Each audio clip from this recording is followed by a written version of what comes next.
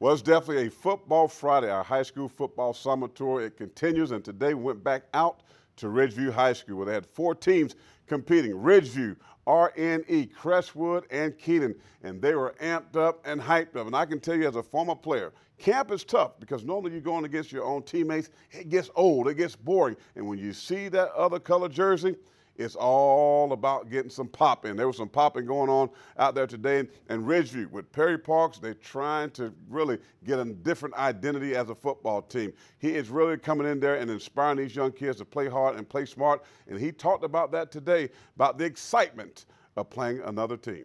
Yeah, kids are getting better, man. It's just a teaching day. First day of scrimmage, you want to see some game-like situations and make sure we get something on film. We can correct those mistakes later on this week. You got to be proud of your offense. I saw a couple of drives. You threw it well. You ran it well. Good push. You got to like what you saw. Yeah, we set high expectations, and we get in a game-like situation. Those guys got to execute. That's what we measure it by. So very pleased with that. Just want to see next couple games we have today, see them do the same thing, man. Maintain. Now, how about those Raiders from Kenan? Now, we haven't seen them this summer, so we had to be out there to see what Coach Charlie Richards can get done. He's in his first year coaching of this football team. Kenan was a really nice football team last year, so he has some big shoes to fill, but I like what I saw. Some good size up front. Kenan always has good skilled players at receiver in the secondary, and they normally have a little bit of an attitude. But he talked about that, the attitude, the discipline, and about playing smart. Still a lot to see, with a few more reps right about now, but we're getting better. Good work with these teams out here. Your defense getting out of your offense, well, they have some good rhythm at times, but when you look at it and you try to measure some of even the bigger schools, you got to feel good about your team. Yes, still we want to strive for perfection. Got a lot to work on, a lot of missed tackles, missed blocks, but we got to clean that stuff up and get better today. Now, another team that we have not seen this summer, Coach Jay Fry and Richland Northeast. Now, this is a team that was 4A. Of course, they went down to 3A last year. They got T.J. Bronson at linebacker. He's committed to Louisville. He was not out there today, but Coach Fry was telling me that his rehab is going very well, that he's a guy that's been doing good in non-contact drills, but they're definitely not going to put him into any physical contact right now. But this team struggled early. The offense was a little rusty. You can tell, a little bit lethargic, could not get some things going, but Coach Fry hoping that they can get things turned around, play smart, and be physical. Obviously, you've put a lot of work in, I guess, since last January, February, ready to get back on the field against somebody else, and kind of a good test for us. Your offense, I was watching, it had some struggles at time, but that's just a learning curve, right? Yeah, a little learning curve, and I got some inexperience there, but we got to grow up and we got to play a lot better than we did just now. So hopefully we'll come out and look a little better now. I got to ask you about the reclassification, from how you feel like you guys feel. You like where you are?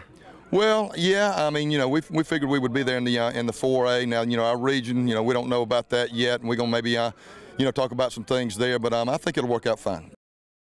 Now, one of my favorite teams in the Midlands, the teams that they really lived in the Pastor Picks last year, top 5 until they ran into Dutch Fork. And then, of course, the team that they scrimmaged today, Greenwood. Coach Dan Pippin and Greenwood came out there, a team that looked good, kind of looked like LSU a little bit with the color of the unis.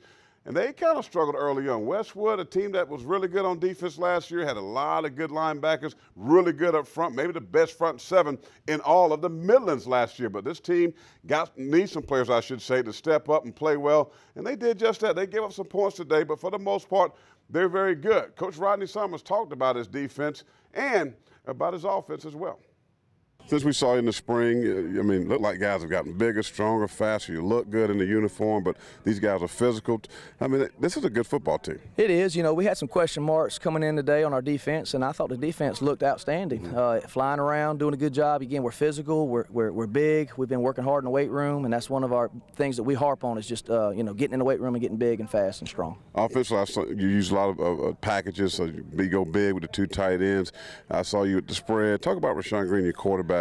He's a big guy himself. He looks like a tight end, but he looked really good today, even without Andrew Plant. He did. We limited our running backs' touches. We want to save those guys, but Rashawn's come in, done a great job. We've got Jalen Smith that's had a little injury, so Rashawn's kind of grabbed that spot right now, and he's working hard. Jalen will be back soon, and again, it's great to have 2 quarterbacks that can go in there and do it. But Rashawn stepped up today and did an outstanding job, and he made some good reads for us.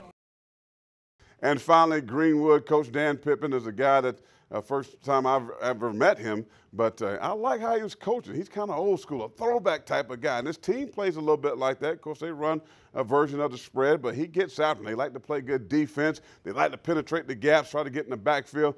They struggled a little bit early on offense, but this is a team that we're going to have first on our Friday Night Rivals schedule. That's our Sonic Friday Night Rivals schedule, August 21st. So we talked about playing Tom Knotts and about his football team.